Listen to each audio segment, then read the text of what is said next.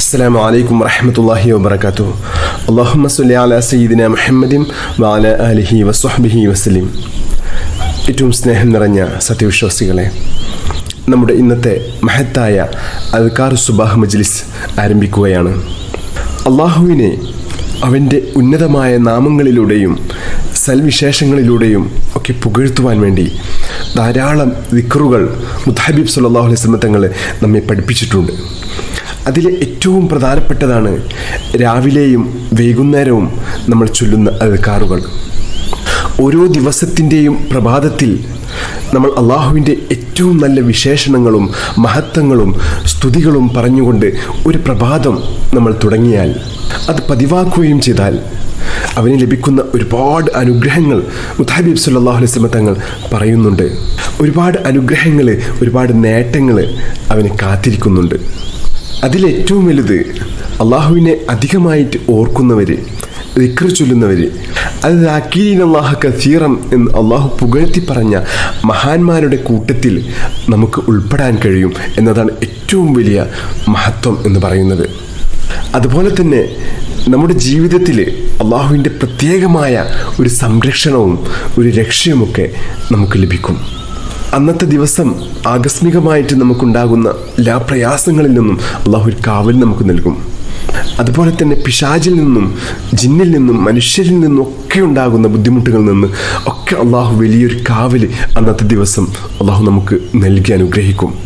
അതുപോലെ തന്നെ അള്ളാഹുവിൻ്റെ അടുത്ത് നമ്മുടെ പദവികൾ ഇങ്ങനെ ഉയർന്നുകൊണ്ടിരിക്കും. മാത്രമല്ല, നമ്മുടെ ഹൃദയത്തിന് വലിയ സന്തോഷവും നമ്മുടെ ഹൃദയ വിശാലതയും അള്ളാഹു നൽകും. അതുപോലെ തന്നെ മുത്തഹബീബ് സല്ലല്ലാഹു അലൈഹി വസല്ലം തങ്ങളുടെ ചര്യ പിൻപറ്റിയവരിൽ നമ്മൾ ഉൾപ്പെടുകയും ചെയ്യും. അതുപോലെ ഒരുപാട് അനുഗ്രഹങ്ങൾ, ഒരുപാട് മഹത്വങ്ങൾ ഈ ദിക്റുകൾ അദ്കാറുകൾ പതിവാക്കുന്ന ആളുകളെ കാത്തിരിക്കുന്നുണ്ട്. അള്ളാഹു അഭാഗ്യവാന്മാരിൽ നമ്മെ ഉൾപ്പെടുത്തി അനുഗ്രഹിക്കട്ടെ. അള്ളാഹു നമ്മെ എല്ലാവരെയും അനുഗ്രഹിക്കട്ടെ. ഈ മഹത്തായ മജ്ലിസിൽ പതിവായി പങ്കെടുക്കാനുള്ള ഭാഗ്യം അള്ളാഹു നമുക്ക് എല്ലാവർക്കും നൽകി അനുഗ്രഹിക്കട്ടെ. അതുപോലെ തന്നെ മുത്തഹബീബ് സല്ലല്ലാഹു അലൈഹി വസല്ലം തങ്ങളുടെ പേരിൽ പതിവായി സ്വലാത്ത് അധികരിപ്പിക്കുന്ന വലിയ ആശിക്യങ്ങളിൽ അള്ളാഹു നമ്മെ ഉൾപ്പെടുത്തി അനുഗ്രഹിക്കട്ടെ. ആമീൻ യാ റബ്ബൽ ആലമീൻ. ഇന്നത്തെ നമ്മുടെ അദ്കാർ സുബാഹിലേക്ക് കടക്കുകയാണ്. إلى حضرة سيدنا وشفيعنا محمد صلى الله عليه وسلم الفاتحة. أعوذ بالله من الشيطان الرجيم. بسم الله الرحمن الرحيم. الحمد لله رب العالمين الرحمن الرحيم مالك يوم الدين إياك نعبد وإياك نستعين اهدنا الصراط المستقيم صراط الذين أنعمت عليهم غير المغضوب عليهم ولا الضالين آمين. بسم الله الرحمن الرحيم.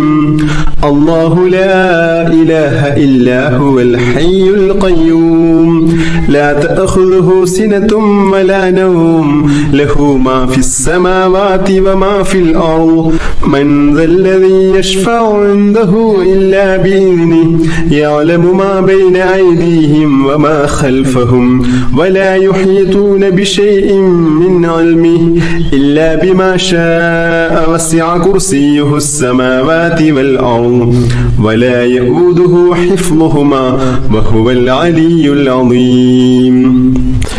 നമ്മുടെ ഇന്നത്തെ പ്രഭാതം അള്ളാഹുവിൻ്റെ പൊരുത്തത്തിൽ ആവാനും ഇന്നത്തെ ദിവസത്തിൽ എല്ലാ അനുഗ്രഹങ്ങളും ലഭിക്കാനും എല്ലാ തടസ്സങ്ങളും മാറി എല്ലാ ഖൈറിൻ്റെ കവാടങ്ങളും തുറക്കപ്പെടാനും എല്ലാ ഷർറിൽ നിന്നും സുരക്ഷ ലഭിക്കുവാനും നമ്മുടെ റിസ്ഖിൽ വലിയ വിശാലത ലഭിക്കാനും ചൊല്ലേണ്ട അതിമഹത്തായ ദിക്റുകൾ ചൊല്ലാം.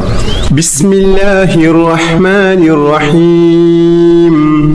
അസ്ബഹ്നാ വഅസ്ബഹൽ മുൽക്കു ലില്ലാഹ് വൽഹംദുലില്ലാഹ് لا إله إلا الله وحده لا شريك له له الملك وله الحمد وهو على كل شيء قدير.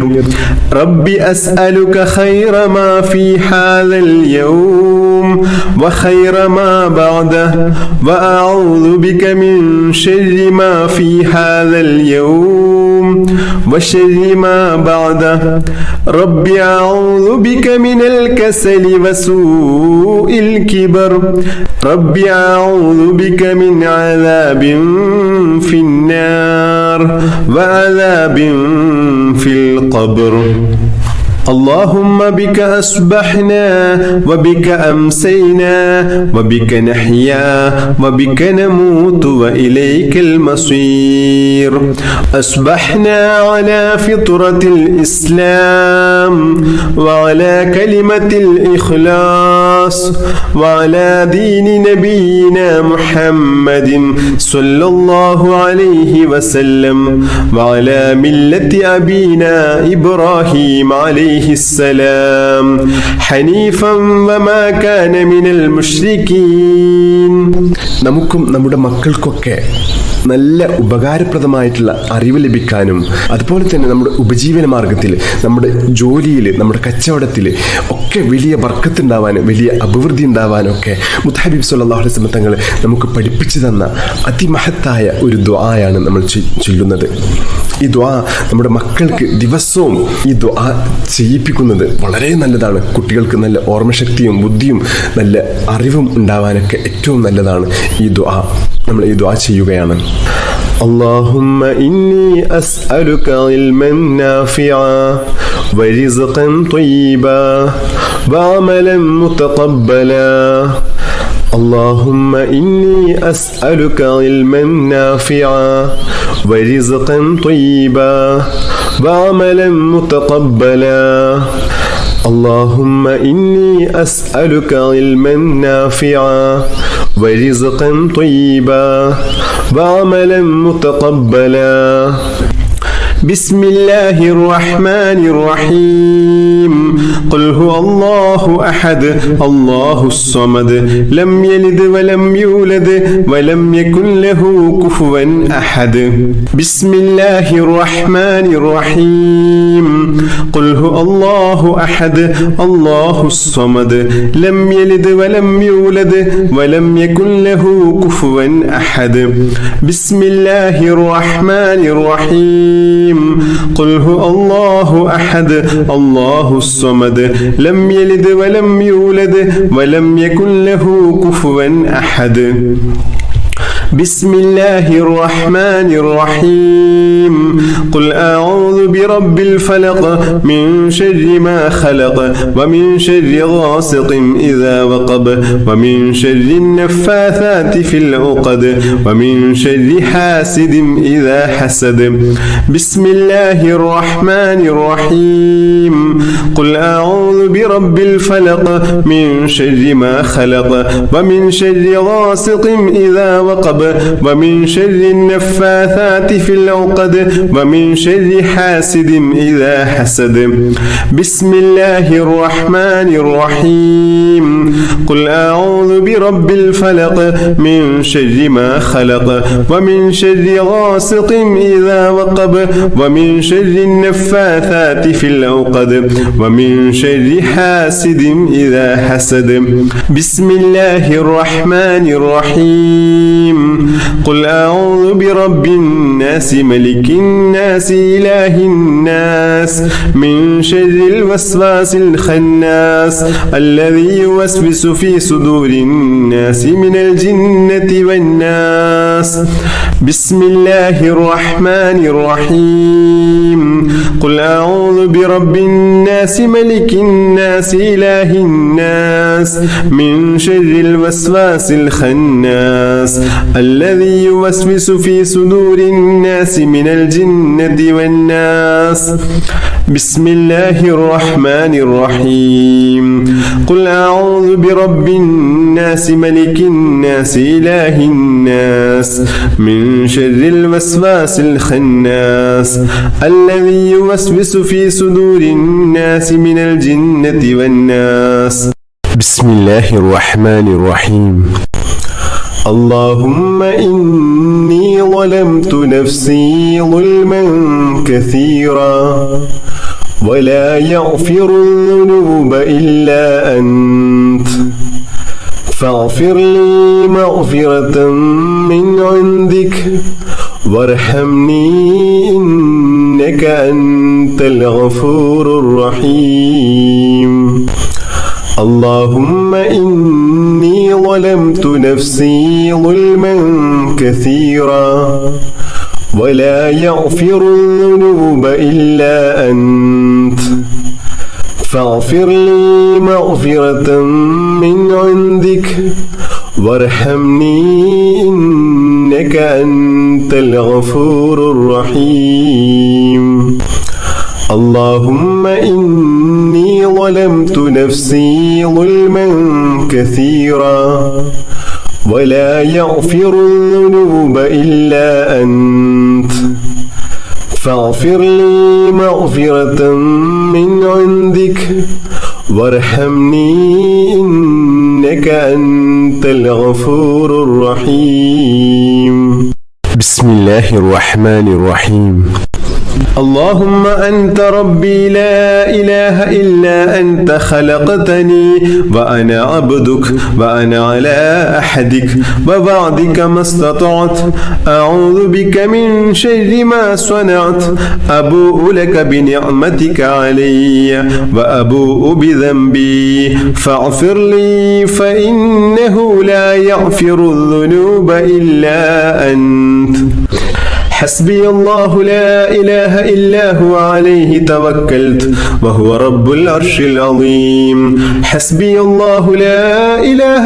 إلا هو عليه توكلت وهو رب العرش العظيم حسبي الله لا إله إلا هو عليه توكلت وهو رب العرش العظيم حسبي الله لا إله إلا هو عليه توكلت وهو رب العرش العظيم حسبي الله لا إله إلا هو عليه توكلت وهو رب العرش العظيم حسبي الله لا إله إلا هو عليه توكلت وهو رب العرش العظيم حسبي الله لا إله إلا هو عليه توكلت وهو رب العرش العظيم കടക്കണിയിൽ കുടുങ്ങിക്കിടക്കുന്ന ആളുകളെ, സാമ്പത്തിക ബുദ്ധിമുട്ട് അനുഭവിക്കുന്ന ആളുകൾക്കൊക്കെ ഏറ്റവും വലിയൊരു പരിഹാരമാണ് ഈ മഹത്തായ ദുആ.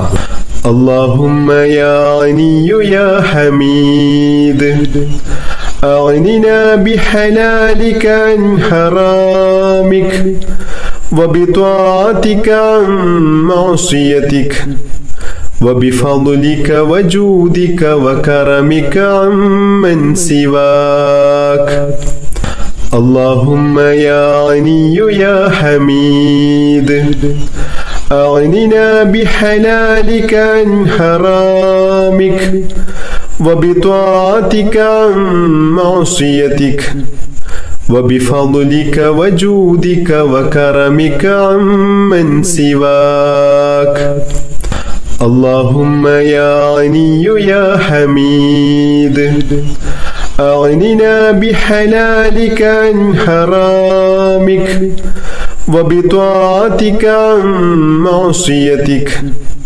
وبفضلك وجودك وكرمك عمن سواك بسم الله الرحمن الرحيم اللهم صل على سيدنا محمد وعلى آله وصحبه وسلم اللهم صل على سيدنا محمد وعلى آله وصحبه وسلم اللهم صل على سيدنا محمد وعلى آله وصحبه وسلم اللهم صل على سيدنا محمد وعلى آله وصحبه وسلم اللهم صل على سيدنا محمد وعلى آله وصحبه وسلم اللهم صل على سيدنا محمد وعلى آله وصحبه وسلم اللهم صل على سيدنا محمد وعلى آله وصحبه وسلم اللهم صل على سيدنا محمد وعلى آله وصحبه وسلم اللهم صل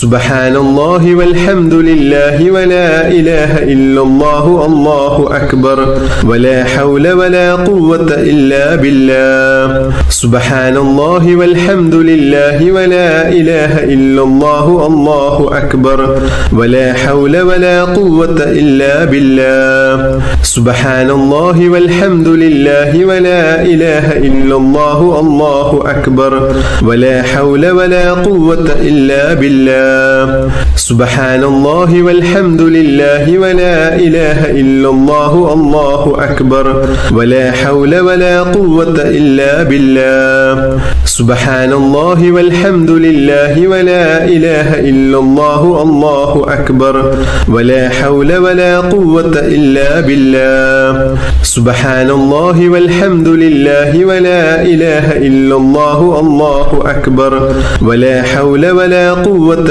ഇല്ലാ ബില്ലാഹ് സുബ്ഹാനല്ലാഹി വൽഹംദുലില്ലാഹി വലാ ഇലാഹ ഇല്ലല്ലാഹു അല്ലാഹു അക്ബർ വലാ ഹൗല വലാ ഖുവത ഇല്ലാ ബില്ലാഹ് സുബ്ഹാനല്ലാഹി വൽഹംദുലില്ലാഹി വലാ ഇലാഹ ഇല്ലല്ലാഹു അല്ലാഹു അക്ബർ വലാ ഹൗല വലാ ഖുവത ഇല്ലാ ബില്ലാഹ് സുബ്ഹാനല്ലാഹി വൽഹംദുലില്ലാഹി വലാ ഇലാഹ ഇല്ലല്ലാഹു അല്ലാഹു അക്ബർ വലാ ഹൗല വലാ ഖുവത ഇല്ലാ ബില്ലാഹ് സുബ്ഹാനല്ലാഹി വൽഹംദുലില്ലാഹി വലാ ഇലാഹ ഇല്ലല്ലാഹു അല്ലാഹു അക്ബർ വലാ ഹൗല വലാ ഖുവത ഇല്ലാ ബില്ലാഹ് സുബ്ഹാനല്ലാഹി വൽഹംദുലില്ലാഹി വലാ ഇലാഹ ഇല്ലല്ലാഹു അല്ലാഹു അക്ബർ വലാ ഹൗല വലാ ഖുവത ഇല്ലാ ബില്ലാഹ് ലാ ഇലാഹ ഇല്ലല്ലാഹു വഹ്ദഹു ലാ ശരീക ലഹു ലഹുൽ മുൽക്കു വലഹുൽ ഹംദ്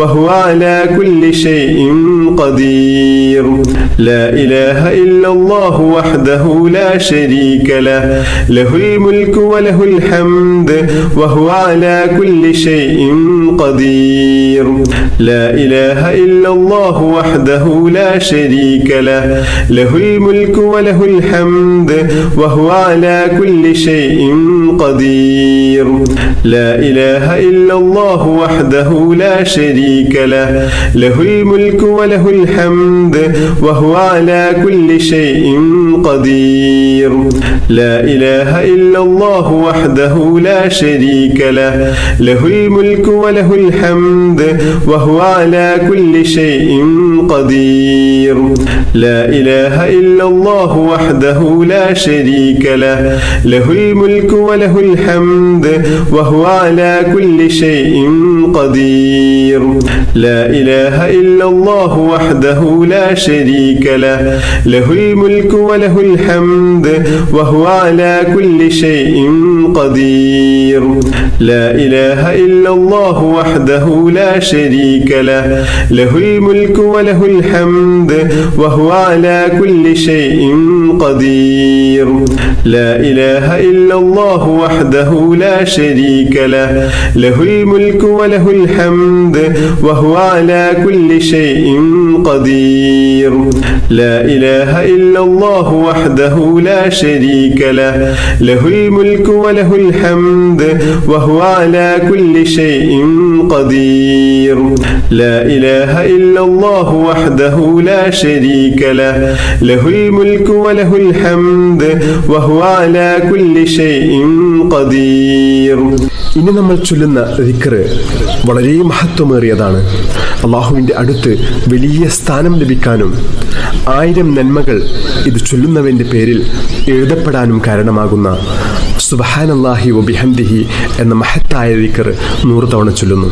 സുബ്ഹാനല്ലാഹി വബിഹംദിഹി സുബ്ഹാനല്ലാഹി വബിഹംദിഹി സുബ്ഹാനല്ലാഹി വബിഹംദിഹി സുബ്ഹാനല്ലാഹി വബിഹംദിഹി സുബ്ഹാനല്ലാഹി വബിഹംദിഹി സുബ്ഹാനല്ലാഹി വബിഹംദിഹി സുബ്ഹാനല്ലാഹി വബിഹംദിhi സുബ്ഹാനല്ലാഹി വബിഹംദിhi സുബ്ഹാനല്ലാഹി വബിഹംദിhi സുബ്ഹാനല്ലാഹി വബിഹംദിhi സുബ്ഹാനല്ലാഹി വബിഹംദിhi സുബ്ഹാനല്ലാഹി വബിഹംദിhi സുബ്ഹാനല്ലാഹി വബിഹംദിhi സുബ്ഹാനല്ലാഹി വബിഹംദിhi സുബ്ഹാനല്ലാഹി വബിഹംദിhi സുബ്ഹാനല്ലാഹി വബിഹംദിhi സുബ്ഹാനല്ലാഹി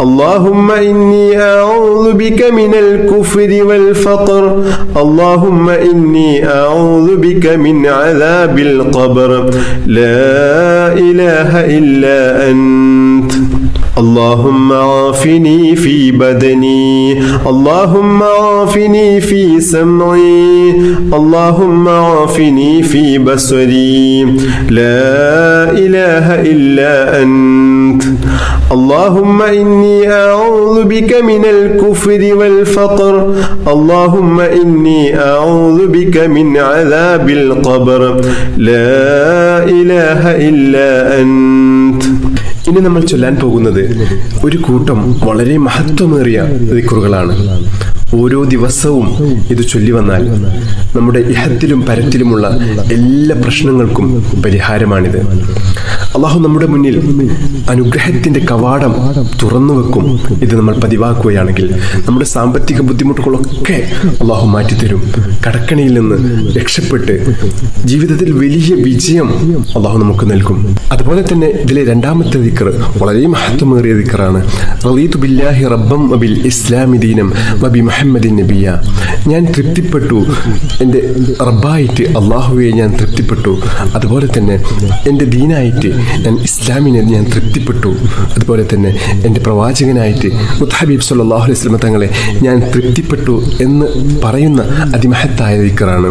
അപ്പോൾ ഇത് ചൊല്ലുന്ന സമയത്ത് നമ്മൾ ആ അർത്ഥം കൂടി മനസ്സിൽ കരുതേണ്ടതാണ്. കാരണം ഇത് മനസ്സറിഞ്ഞിട്ട് ചൊല്ലുന്ന ആളുകളെ അള്ളാഹു രണ്ട് ലോകത്തും പൊരുത്തപ്പെടുമെന്ന് മുത്തഹബീബ് സല്ലല്ലാഹു അലൈഹി വസല്ലം തങ്ങൾ പറഞ്ഞിട്ടുണ്ട്. അതുകൊണ്ട് നമ്മൾ ചൊല്ലുന്ന ഓരോ ദിക്റുകളും അള്ളാഹുവിന് വളരെ ഇഷ്ടമുള്ള ദിക്റുകളാണ് നമ്മൾ ചൊല്ലുന്നത് എന്ന് നമ്മൾ മനസ്സിൽ കരുതിയിട്ട് ചൊല്ലുക.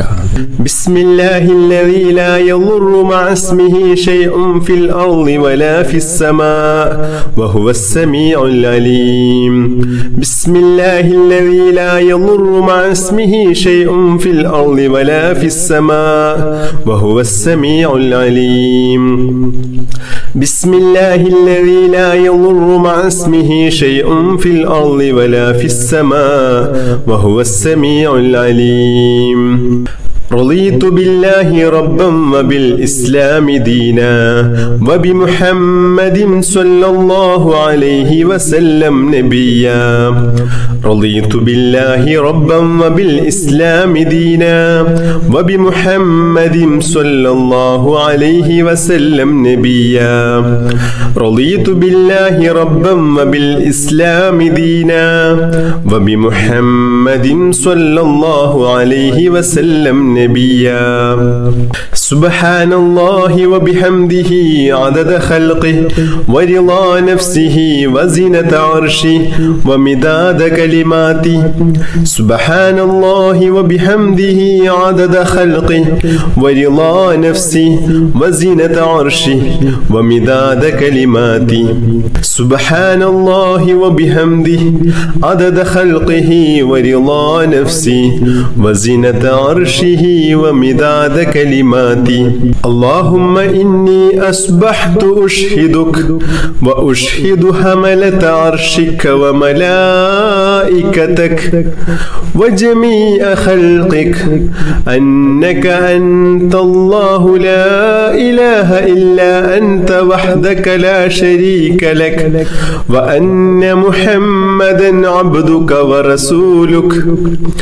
اللهم إني أصبحت أشهدك وأشهد حملة عرشك وملائكتك وجميع خلقك أنك أنت الله لا إله إلا أنت وحدك لا شريك لك وأن محمدا عبدك ورسولك.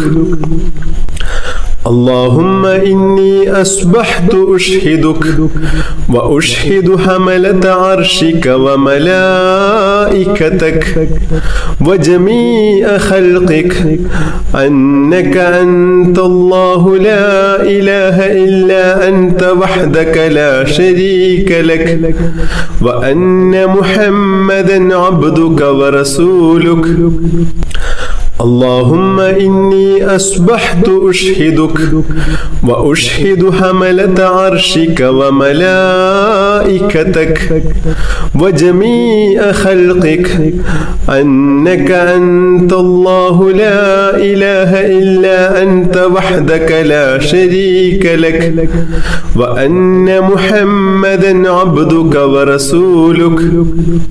اللهم ما أصبح بي من نعمة أو بأحد من خلقك فمنك وحدك لا شريك لك فلك الحمد ولك الشكر.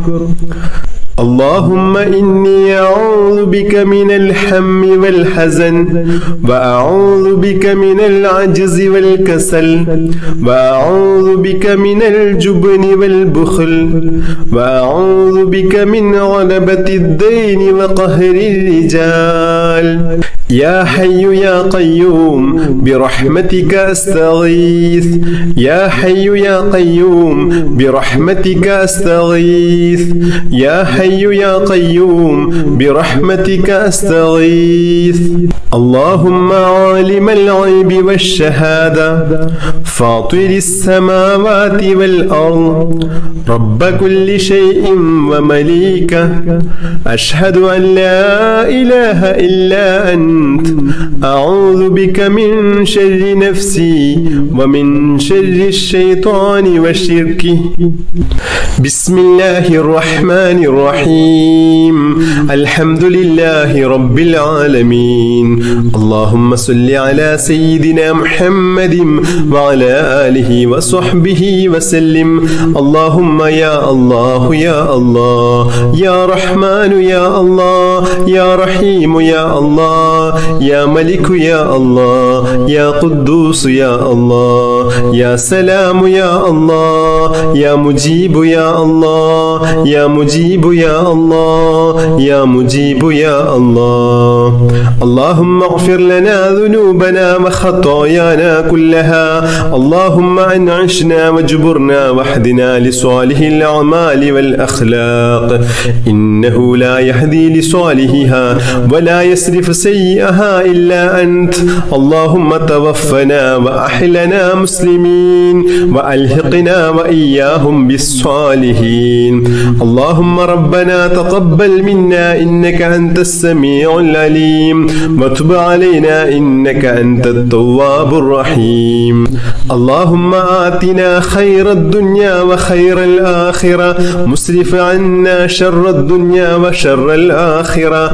اللهم عافنا من كل بلاء الدنيا ومصيبات كلها وفتنها عذاب الآخرة. اللهم احسن عاقبتنا في الأمور كلها وأجرنا من خزي الدنيا وعذاب الآخرة. اللهم اجعل صباحنا هذا صباحا مباركا إلى الخير قريبا وعن الشر بعيدا لا خاسئا ولا خاسرا. اللهم إنا نسألك خير الصباح وخير المساء وخير القدر وخير الليل وخير النهار وخير ما جرى به القلم ونعوذ بك من شر الصباح وشر المساء وشر القدر وشر الليل وشر النهار وشر ما جرى به القلم.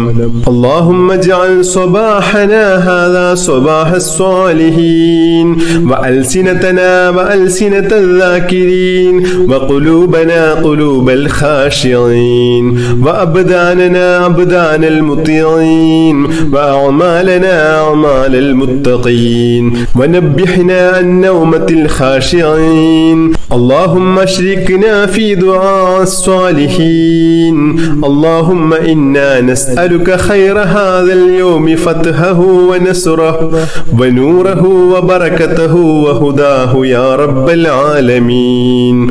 اللهم اجعل آخر كلامنا وكلام والدينا عند الموت قول لا إله إلا الله. توفنا وأحلنا مسلمين وألحقنا وإياهم هم بالصالحين اللهم ربنا آتنا في الدنيا حسنة وفي الآخرة حسنة وقنا عذاب النار اللهم ربنا تقبل منا إنك أنت السميع العليم وتب علينا إنك أنت التواب الرحيم آمين برحمتك يا أرحم الراحمين صلى الله تعالى وسلم على خير خلقه سيدنا محمد النبي الأمي وعلى آله وصحبه وسلم سبحان ربك رب العزة عما يصفون وسلام على المرسلين والحمد لله رب العالمين بحق صلى الله على محمد صلى الله عليه وسلم صلى الله على محمد صلى الله عليه وسلم اللهم صل على محمد يا رب صل عليه وسلم بحق جميع الأنبياء والمرسلين والحمد لله رب العالمين